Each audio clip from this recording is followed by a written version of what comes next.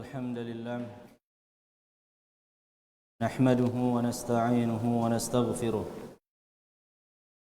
ونعوذ بالله من شرور أنفسنا ومن سيئات أعمالنا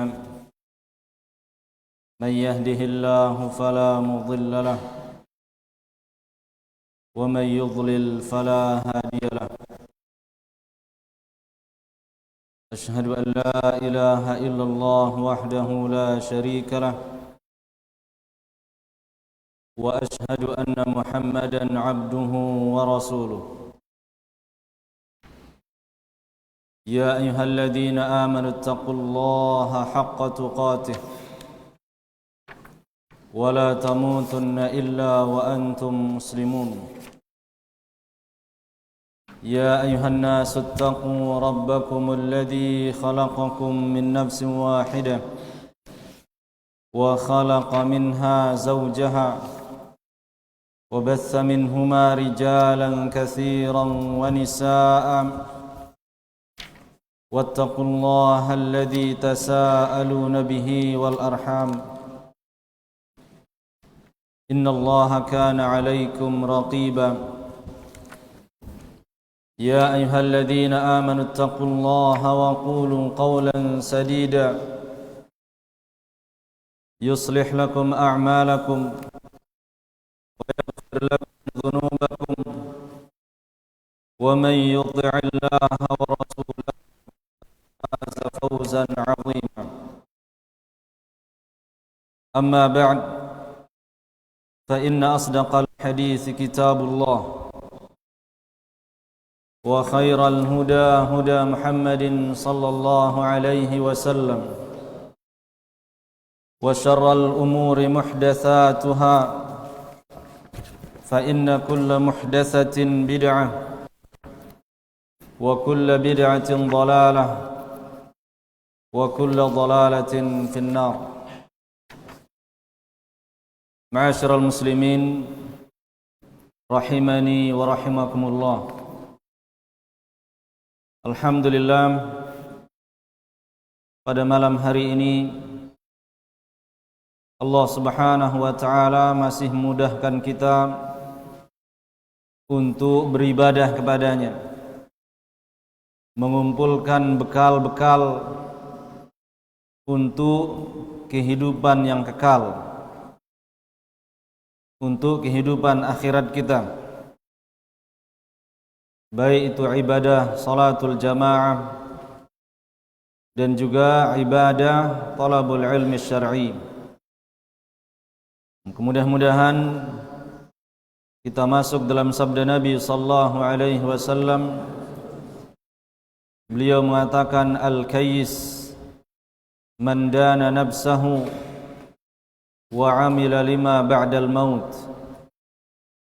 Orang yang cerdas adalah orang yang dapat menundukkan hawa nafsunya dan dia mempersiapkan untuk kehidupan akhiratnya. Dan hadirnya juga kita di sini tidak lain dalam rangka beribadah kepada Allah Subhanahu wa taala dan mengumpulkan bekal untuk akhirat kita. Adapun bahasan kita pada malam hari ini berjudul At-Tahdhir minal ahadits ad-dha'ifah wal wahiyah, yaitu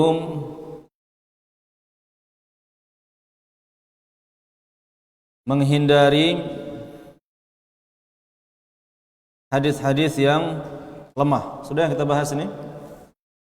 Sudah kita bahas minggu yang lalu? Apa kita bahas minggu lalu? Al-hasanu, ya, ma hassanahu asy-syar'.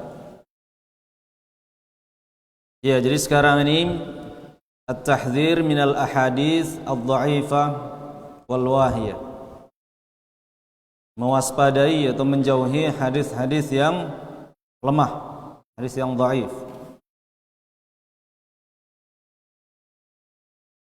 Kenapa kita perlu menjauhinya? Maka jawabannya untuk menjaga agama ini. Agama Islam ini harus jelas sumbernya, harus terbukti betul-betul datang dari Allah dan Rasul, dari Al-Quran, dari hadis yang sahih. Apabila dia datang dari sumber yang tidak jelas, dari mimpi, dan termasuk hadis yang palsu, termasuk juga hadis yang lemah, maka tidak bisa diamalkan. Karena yang namanya syariat itu harus bersumber dari Allah dan Rasul. Ini kan hadis misalkan. Iya, tapi hadis belum terpenuhi syarat dikatakan hadis. Karena kita kapan boleh mengatakan ini adalah hadis Rasulullah sallallahu alaihi wasallam? Kalau terpenuhi syaratnya, dia sahih, sanadnya bersambung, rawi-rawinya terpercaya, dan selamat dia dari cacat dan aib berupa bertentangan misalkan dengan hadis yang lebih kuat darinya, dengan rawi yang lebih kuat darinya, ya, dia tidak syadz dan tidak ada illahnya. Nah, apa dasar kita? Kenapa kita harus waspada terhadap hadis yang lemah, apalagi hadis yang palsu? Firman Allah Subhanahu wa taala dalam surat Al-Hujurat ayat yang ke-6.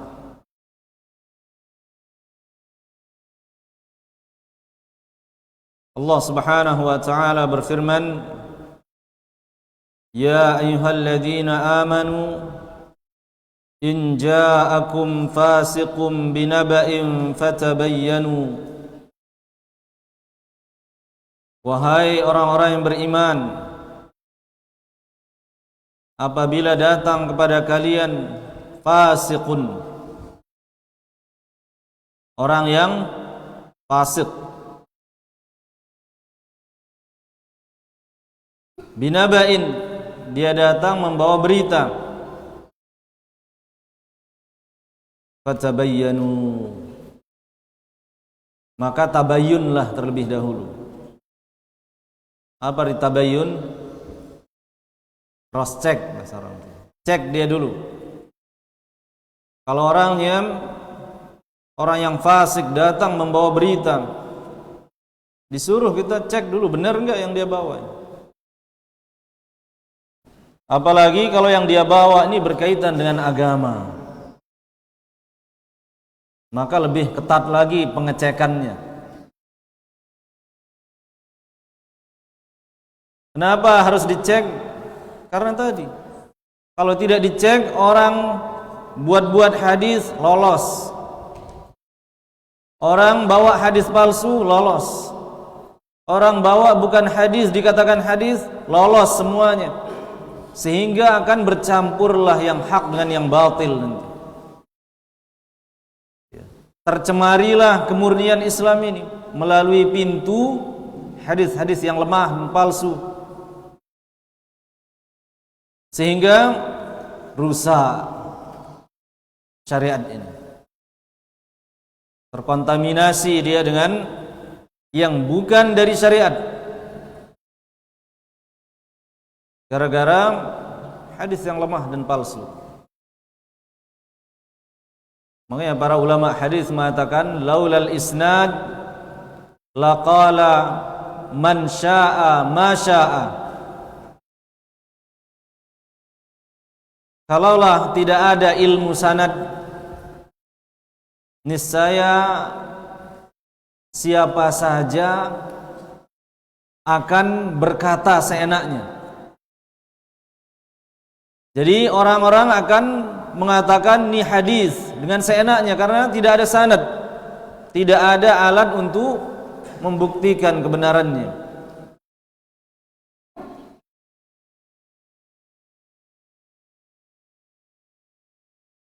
Makanya kita harus berhati-hati menyampaikan sebuah hadis sebelum kita mengetahui kesahihannya. Dari mana kita tahu kesahihannya? Ya, kita sebagai orang awam atau penuntut ilmu yang masih pemula, ya kita boleh ya berpatokan dengan tashihnya para ulama. Boleh kita berpatokan dengan tashihnya Syekh Albani. Atau kalau kita lihat dia riwayat Bukhari dan Muslim, maka kita sampaikan karena riwayat Bukhari dan Muslim disepakati oleh kaum muslimin. Mereka terima sebagai hadis yang sahih. Imam Bukhari memang mensyaratkan di kitab sahihnya, kitab Bukhari ini beliau khususkan hadis-hadis yang jelas-jelas kesahihannya. Ya meskipun ada satu dua yang dikritik, namun itu tidak memudaratkannya. Jadi kalau dia riwayat Bukhari itu hadis yang sahih, riwayat Muslim hadis yang sahih, maka sering disebut muttafaqun alaih, ya. Sepakati atasnya. Ya. Selain darinya seperti Abu Daud, Tirmidzi, An-Nasa'i. Nah, kita lihat tashihnya Syekh Albani dan para ulama hadis yang lainnya. Nah, kalau kita tahu itu hadis yang dhaif, tetap kita sebarkan, maka ancamannya berat. Ancamannya berat. Nabi sallallahu alaihi wasallam bersabda dalam hadis yang diriwayatkan oleh Imam Muslim dalam muqaddimahnya, an Samurah bin Jundub radhiyallahu anhu, dari Samurah bin Jundub radhiyallahu anhu, anin Nabi sallallahu alaihi wasallam annahu qala, dari Nabi sallallahu alaihi wasallam beliau bersabda, man rawa anni hadisan wa huwa yara annahu kadhibun, siapa yang meriwayatkan dariku sebuah hadis dan dia tahu hadis itu hadis yang bohong, fahuwa ahadul kadhibain atau fahuwa ahadul kadhibin, maka dia juga termasuk salah satu pendusta.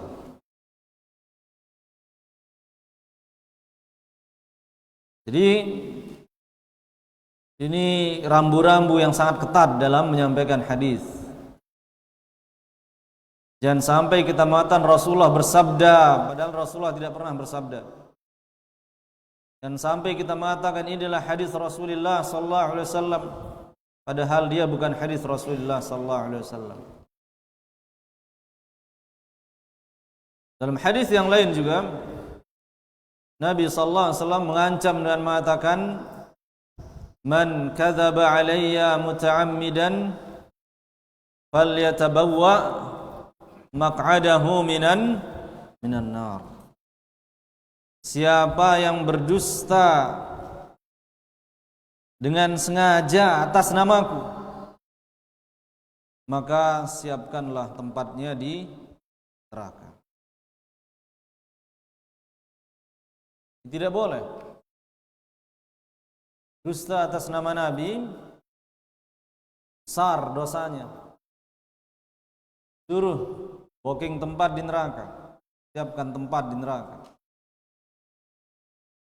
Kenapa? Karena risikonya besar. Kalau dia buat-buat hadis palsu, bukan hanya dia yang rusak, tapi orang-orang yang mengamalkannya. Orang lain ikut sesat gara-gara dia. Yang menyesatkan banyak orang, dosanya juga besar. Makanya para sahabat dahulu sangat berhati-hati menyandarkan sebuah ucapan kepada Rasulullah sallallahu alaihi wasallam. Bagaimana dikisahkan di sini, kata Amr bin Maimun, riwayat Imam Ad-Darimi, Amr bin Maimun bercerita, beliau mengatakan, kanat la tafutuni ashiyatu khamisin illa ati fiha Abdullah bin Mas'ud. Tidak pernah terlewatkan olehku hari Kamis sore. Jadwalnya siapa Kamis sore? Jadwal nasihat, jadwal ya, semacam nasihat Ibnu Mas'ud. Ibnu Mas'ud rutin kali sepekan berikan mau'izah, nasihat, yaitu pada sore Kamis. Salah satu yang sering hadir di sini namanya Amr bin Maimun. Dia mengatakan, tidak pernah luput dariku sore Kamis, melainkan aku selalu datang di majelisnya Abdullah bin Mas'ud. Kemudian beliau menuturkan, fama sami'tuhu yaqulu li syai'in qad qala Rasulullah sallallahu alaihi wasallam. Jadi aku tidak pernah mendengarnya mengucapkan untuk sesuatu qala Rasulullah sallallahu alaihi wasallam. Maksudnya sangat hati-hatinya Abdullah bin Mas'ud. Beliau berhati-hati, jarang beliau mengatakan qala Rasulullah sallallahu alaihi wasallam.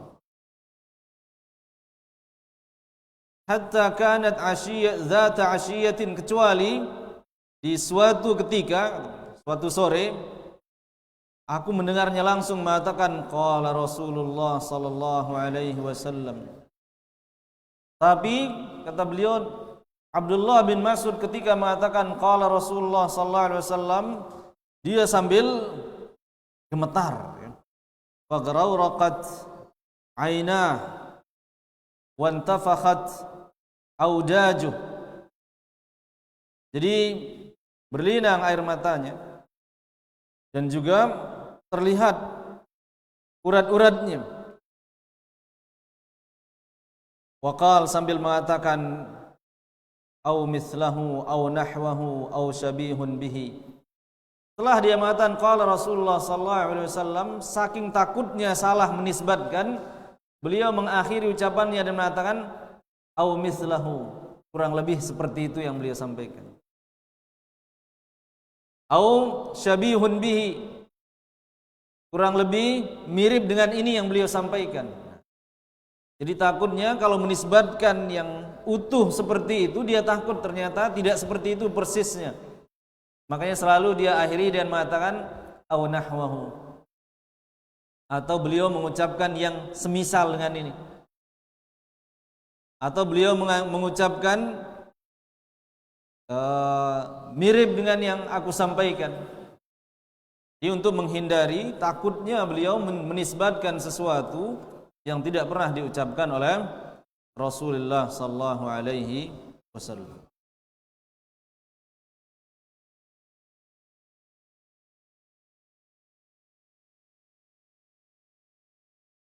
Kemudian juga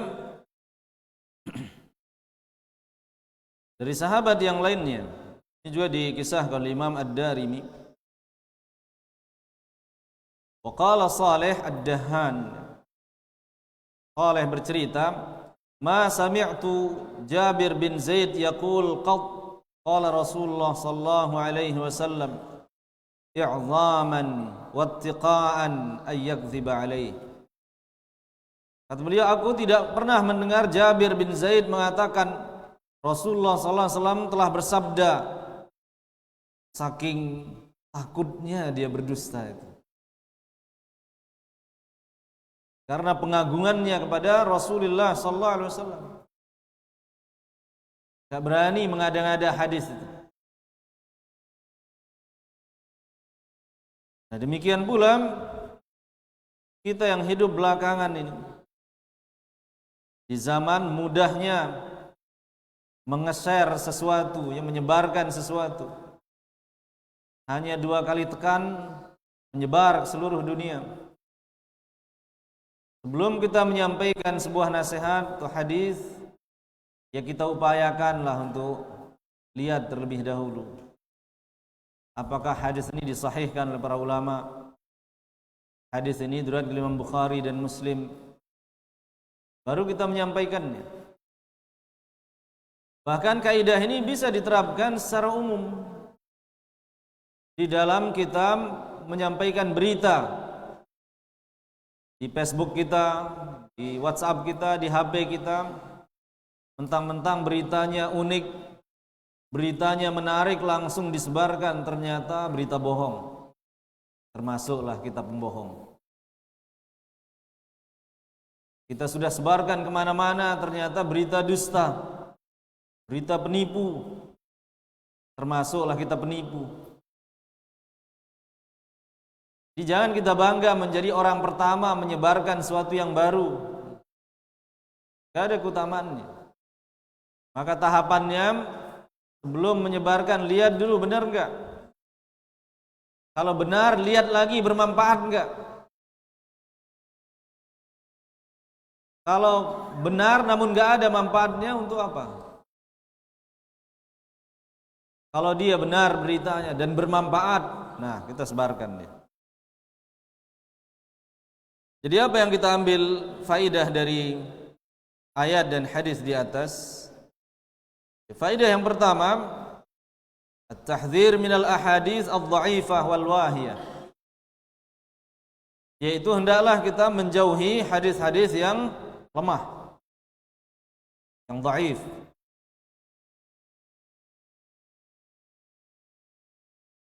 Kemudian faidah yang kedua, wujubut tahaqquqi min sihhatil hadis qabla nisbatihi ila Nabi sallallahu alaihi wasallam.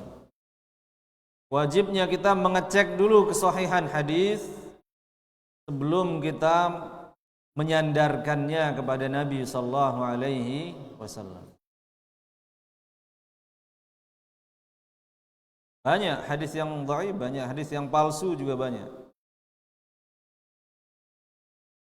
Kemudian yang ketiga, ahammiyatu ilmil hadis. Betapa pentingnya ilmu hadis. Wa 'idhamu manzilatil muhaddisin. Dan betapa tingginya kedudukan orang-orang ahli hadis. Ahli hadis ini kalau kita umpamakan seperti para penjaga agama ini. Dia yang menjaga agama ini dari penyusup-penyusup yang memasukkan hadis-hadis yang palsu. Hadis yang palsu kalau sudah masuk diamalkan sama kaum muslimin, maka rusaklah syariat ini. Dan seringkali ya, hadis-hadis yang palsu ini kadang laris, terutama di tengah-tengah orang-orang yang tidak mau menuntut ilmu. Sangat laris dia.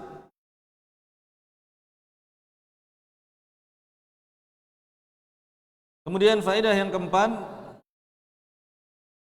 anna tarkas salaf at-tahdits an Rasul sallallahu alaihi wasallam bima thabata anhu tawarru'an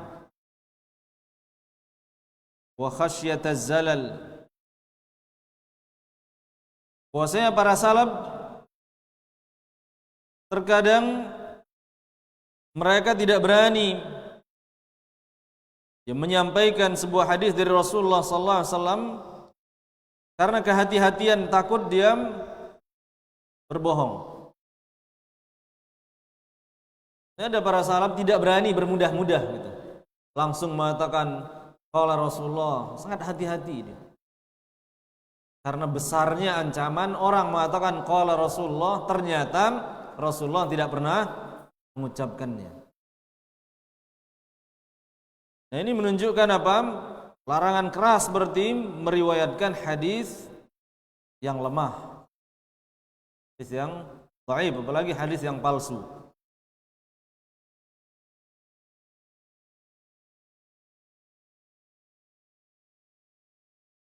Nah, kemudian Kita bacakan tambahannya juga dari kitabnya Syekh Ali bin Hasan Al-Halabi rahimahullahu taala. Beliau di sini membahas bahwasanya hadis dhaif ini pintu masuknya kebid'ahan. Jadi syariat-syariat yang baru, yang tidak ada dasarnya, kalau diperiksa seringnya ternyata dia masuk dalam agama ini melalui pintu-pintu yang bernama hadis dhaif dan palsu.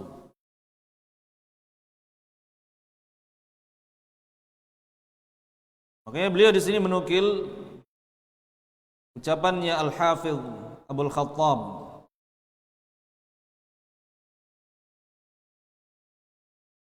Beliau mengatakan, "Fatahabbazu ibadallah." Hati-hatilah wahai hamba Allah. Min muftarin yarwi lakum hadisan yasuquhu fi ma'ridul khair.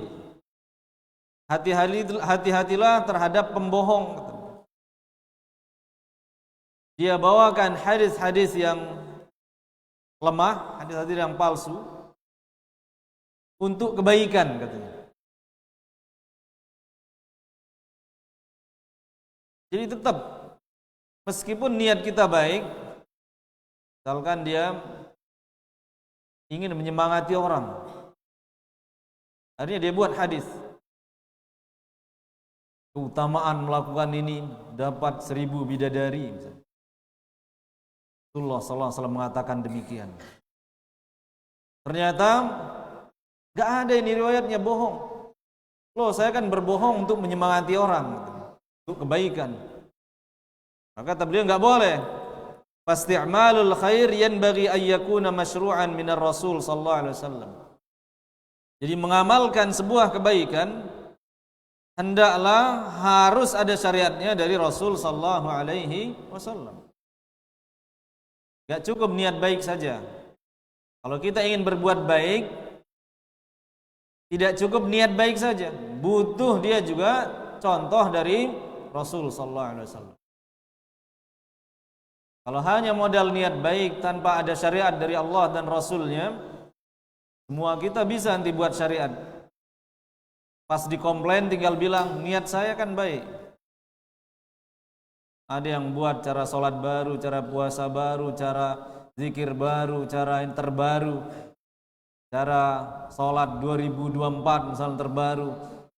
Ketika ditanya, niat saya baik ya biar lebih semangat misalnya, nggak bisa.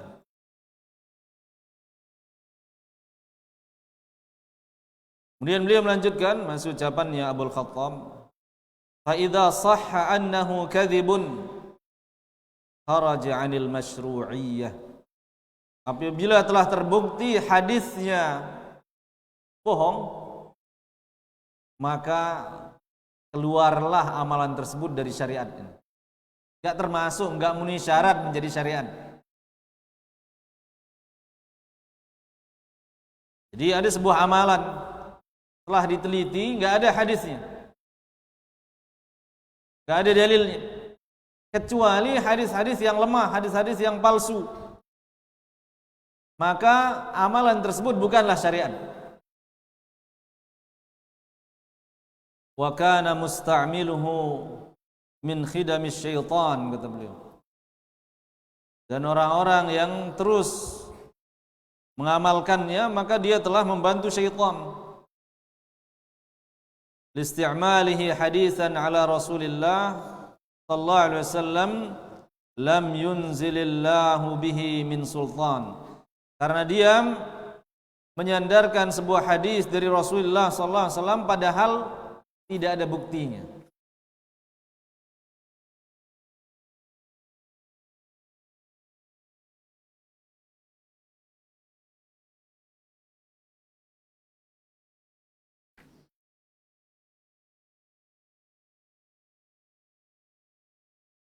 Kemudian beliau juga menjelaskan di sini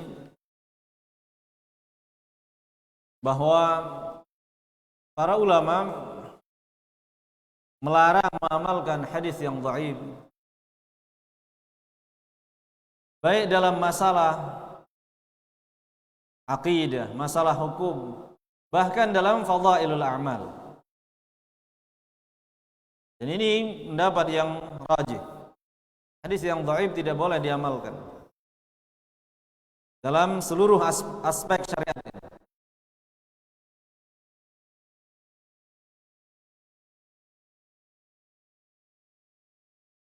Adapun yang membolehkannya, maka itu pun syaratnya sangat ketat.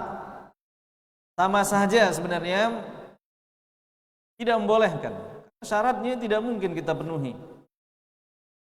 Orang-orang yang mengamalkan hadis yang lemah di zaman ini, dia mengamalkannya tanpa melihat syarat-syarat para ulama yang membolehkannya.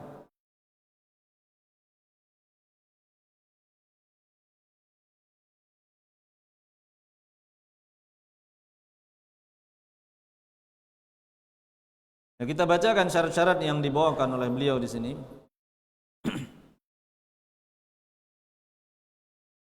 Kata beliau, "Fahadhihi syurutun thalathatun liwaddi jawazil amal bihi." Ada 3 syarat bolehnya mengamalkan hadis yang dhaif dalam fadilah amal, ya. Menurut sebagian ulama ini yang membolehkan. Ada syaratnya. Kita bilang tadi banyak para ulama tidak membolehkan sama sekali.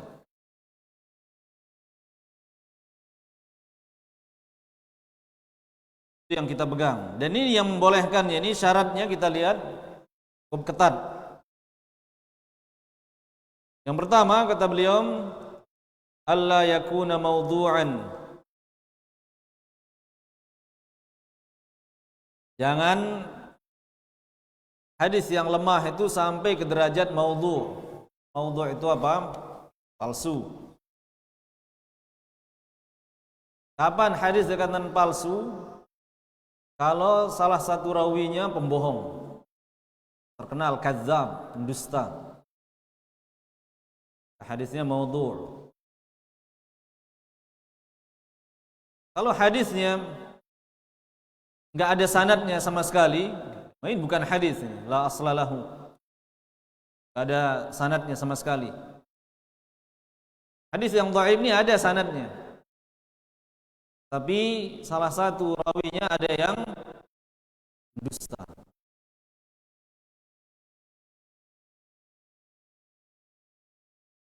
Kemudian syarat yang kedua. Syarat yang pertama ini aja kita orang awam susah kita mengetahui tingkat kelemahannya sudah nyampe apa ini. Makanya nggak usah kita ikut-ikutan mengamalkannya. Kita nggak memenuhi syarat mengamalkannya, susah syaratnya. Kemudian syarat yang kedua, ayya'rifal 'amil bihi kaunahu dha'ifan. Hendaklah orang yang mengamalkannya ini menyadari ini adalah hadis yang dhaif, yang lemah. Nah, seperti yang kita bilang tadi, kita pemula kita nggak tahu.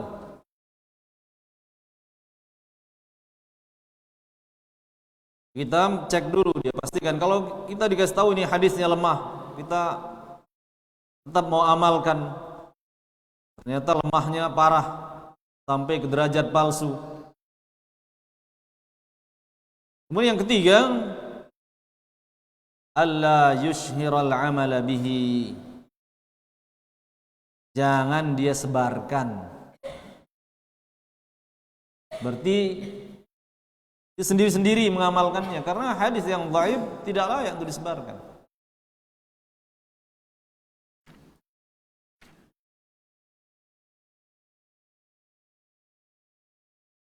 Kemudian juga ada yang menambahkan ya, di antara syaratnya, hendaklah hadis tersebut menerangkan keutamaan, hadis yang dhaif tersebut menerangkan keutamaan amal yang ada hadis sahihnya yang menjelaskannya. Sehingga amalan tersebut bukan semata-mata diamalkan karena hadis yang lemah ini, tidak. Ada hadis lain yang sahih yang menjelaskannya. Cuman ada mungkin keterangan tambahan di hadis yang lemah itu. itu baru dikasih keringanan mengamalkan hadis yang lemah, hadis yang dhaif. Makanya kata beliau di sini, wa minal mu'saf an nara katsiran minal ulama fadlan 'anil 'ammah mutasahilina bihadhihi syurut. Dan sangat disayangkan banyak sekali dari kalangan ulama, apalagi yang awam, kata beliau, ya, tidak mempedulikan syarat ini. Fahum ya'maluna bil hadis duna ya'rifu sihhatahu min dha'fihi. Banyak mereka asal mengamalkan saja tanpa peduli sahih apa tidaknya. Wa idza 'arafu dha'fahu lam ya'rifu miqdarahu. Kalaupun dia tahu lemah, dia tidak tahu kadar lemahnya itu sampai tingkatan apa. Wa hal huwa yasirun aw syadidun. Apakah lemahnya ringan ataukah lemahnya berat? Yamna'ul 'amala bih, yang dapat mencegah kita mengamalkannya. Ini syarat pertama saya tidak terpenuhi. Tsumma hum yushhiruna al-'amala bihi. Lalu mereka terang-terangan, ya, menyebarkan bahkan hadis yang lemah itu dan menyebarkan amalannya, ya, seolah-olah dia seperti hadis yang sahih, kata beliau. Nah, ini berarti menyalahi rambu-rambu bagi yang membolehkan, ya. Kalau yang melarang jelas nggak boleh, mutlaqan aman sudah. Kalau sudah yang berpendapat mengatakan tidak boleh sama sekali, nggak usah dipakai. Terus kita pakai apa?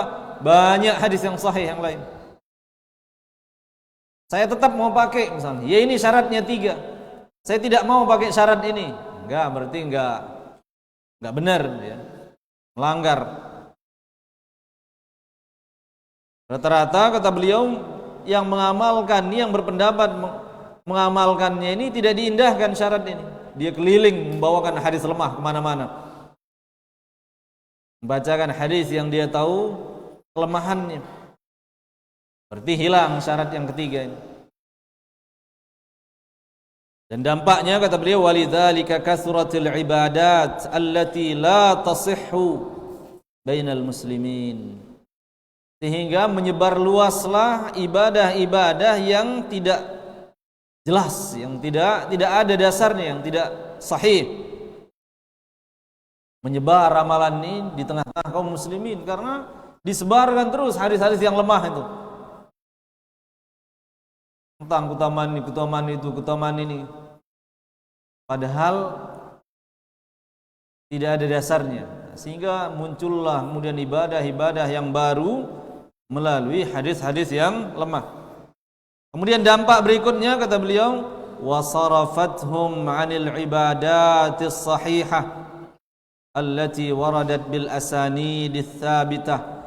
Bahkan banyak memalingkan kaum muslimin dari mengamalkan yang sahih-sahih. Karena banyak ibadah baru yang datang dari hadis-hadis yang lemah lebih laris, sehingga ibadah yang datang dari hadis yang sahih ditinggalkan. Bahaya.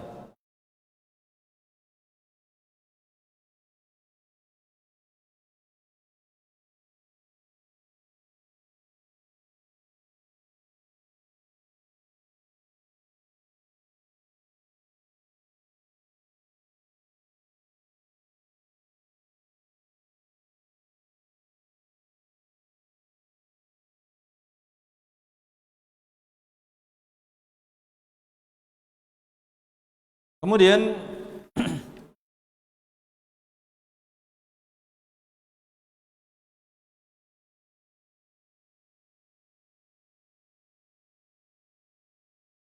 beliau juga menukil di sini mengatakan wa alaihi fa innahu la farqa fil amali bil hadis fil ahkam aw fil fadail id al kullu syar'un. Jadi tidak boleh, ya, mengamalkan hadis yang dhaif ini, beliau merajihkan itu, baik di dalam ahkam maupun di dalam fadilah, baik di dalam mensyariatkan sebuah hukum atau menjelaskan sebuah hukum ataupun sekedar menjelaskan keutamaannya. Dua-duanya enggak boleh. Kenapa? Kata beliau, idz al-kullu syar'un. Karena dua-duanya termasuk syariat. Menjelaskan hukum bagian dari syariat. Menganjurkan sebuah amalan itu bagian dari syariat. Syariat istihbab juga bagian dari syariat.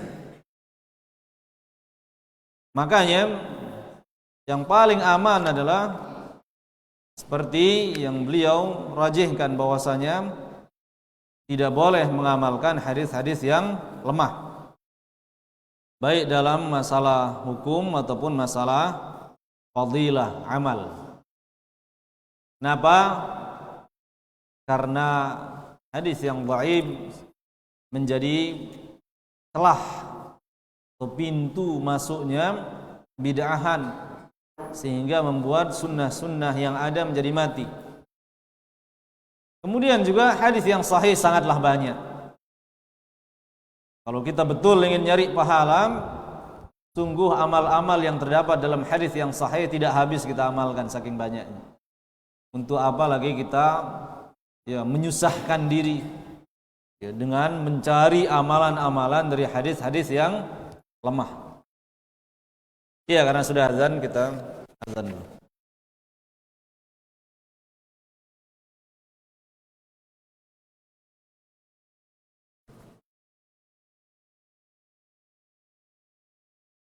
Ya, yang bertanya disesuaikan pertanyaannya.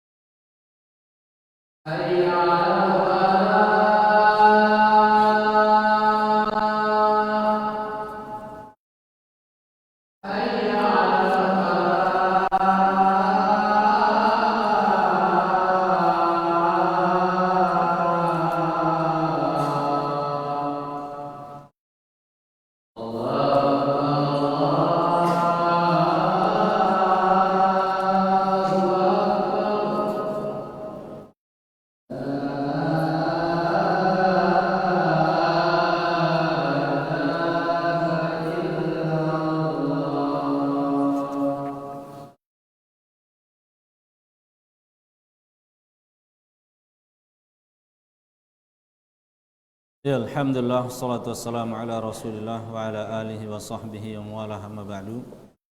Yang terakhir kita tutup dengan ucapannya Al-Imam Asy-Syaukani rahimahullahu ta'ala. Beliau mengatakan, wa qad sawwaga ba'du ahli al-ilmi al-amala bil-dha'if fi dhalika mutlaqan wa ba'duhum mana'a min al-amali bima lam takun bihi al-hujjah mutlaqan Beliau sebagian ahli ilmu ada yang membolehkan beramal dengan hadis dhaif.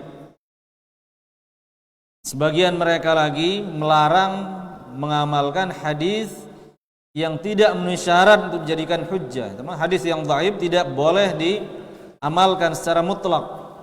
Dan beliau memilih wahwal haq, ini yang benar. Yang melarang itu yang benar, kata Al-Imam Asy-Syaukani. Kenapa? Alasan beliau, li'annal ahkam asy-syar'iyyah mutasawiyatul aqdam.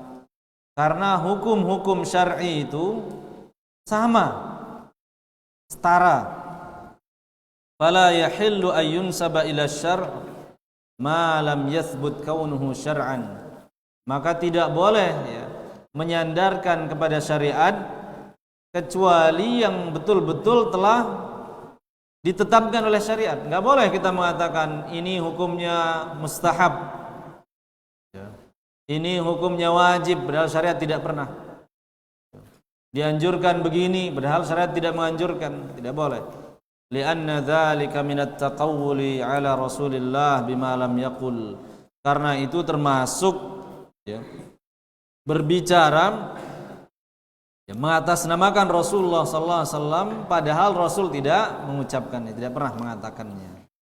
Jadi intinya pembahasan kita pada malam hari ini waspada terhadap hadis yang dhaif dan tidak boleh ya, mengamalkan hadis yang dhaif baik dalam ahkam maupun dalam fadhailul a'mal. Dan yang membolehkannya pun ketat syaratnya, sehingga ujung-ujungnya nggak bisa terpenuhi, nggak bisa diamalkan.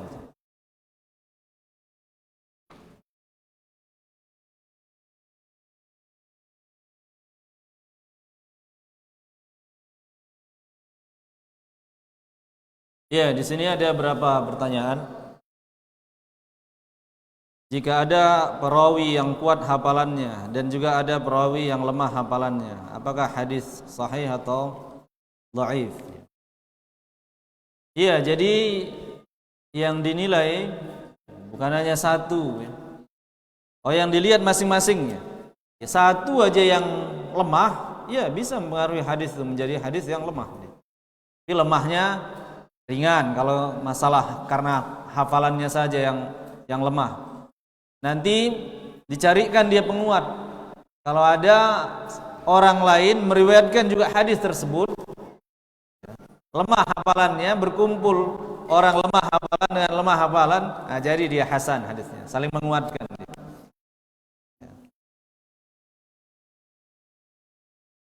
Jadi ringan. Kalau permasalahan yang tentang hafalan ringan kelemahan itu. Tapi kalau permasalahan yang tentang kedustaan, dia pembohong, ini berat ini. Dia jujur tapi karena hanya lemah hafalannya. Kuat kalau dia membaca dari kitabnya. Dia lemah kalau dia menyampaikan hadis dari hafalannya. Makanya ada orang yang terkadang rawi itu dia rawi yang kuat, thiqah. Nanti ketika terbakar kitabnya, ada rawi-rawi terjadi kitabnya kebakaran, jadilah dia rawi yang lemah terus setelah itu.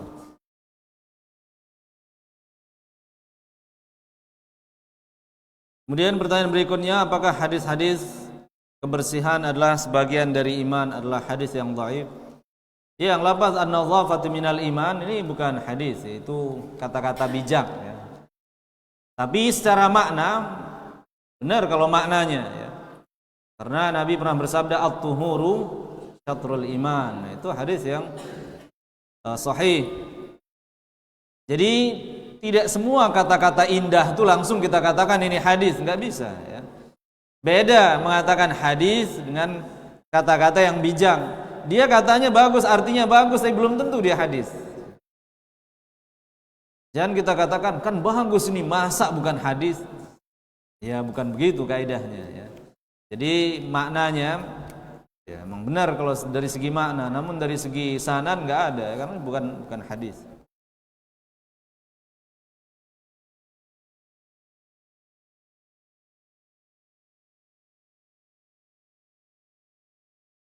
Ustaz, apakah dianjurkan kita mengamalkan hadis yang sahih? Ya, kalau hadis yang sahih Ada yang wajib kita amalkan, ya. Ada yang sunnah untuk diamalkan. Ya. Lumayan lah ya sesuai materi.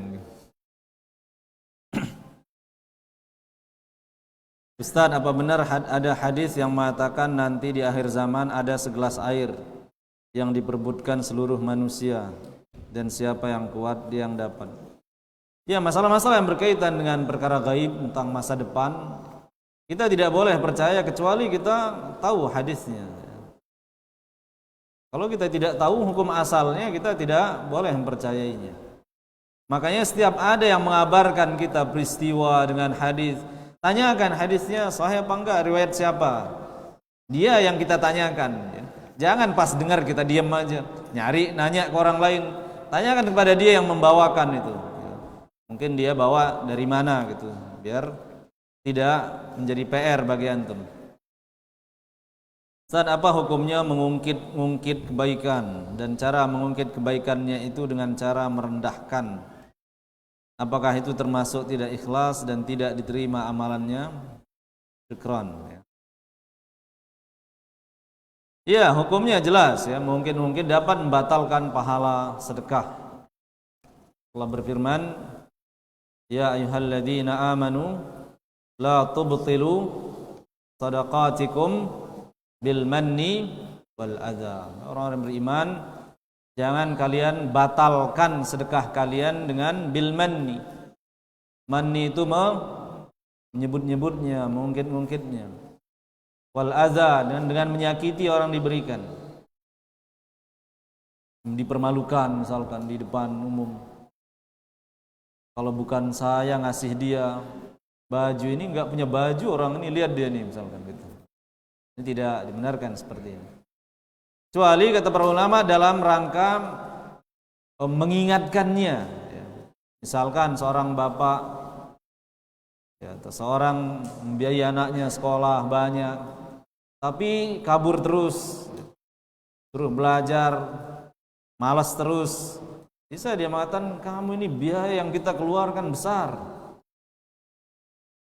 yang sudah kita kasih kepada antum ini banyak, jangan disia-siakan. Nah, ini untuk mengingatkan dia karena dia mengingkari, kufur terhadap nikmat yang kita berikan itu. Bukan untuk mempermalukan dia, kalau itu untuk memperbaiki dia. Ya. Oh, ini boleh dia.